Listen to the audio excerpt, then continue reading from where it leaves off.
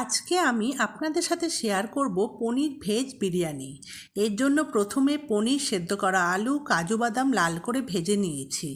তেলের মধ্যে তেজপাতা, গরম মশলা ফোড়ন দিয়ে আদা বাটা ও টমেটো পেস্ট দিয়ে কষিয়ে নিয়ে 1 চামচ করে হলুদ, ধনে, লঙ্কা, জিরে, বিরিয়ানি মশলা, নুন, চিনি ও অল্প টক দই দিয়ে কষিয়ে নিয়ে পনির, আলু, কাজু বাদাম দিয়ে নেড়ে নিয়ে শেষে গোলাপ জল, কেওড়া জল, গরম মশলা গুঁড়ো, ঘি দিয়ে নাড়াচাড়া করে নামিয়ে নিয়েছি। এবার 1 চামচ নুন, তেল ও অল্প মটরশুঁটি দিয়ে ভাত করে নিয়েছি।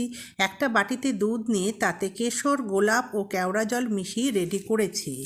এবার বিরিয়ানিটা যে পাত্রে বসাবো তাতে ঘি ও দুধের মিশ্রণ দিয়ে রাইস, পনির, আলু, বিরিয়ানি মশলা, দুধের মিশ্রণ, ঘি দিয়ে এই রকম করে লেয়ার করে সাজিয়েছি।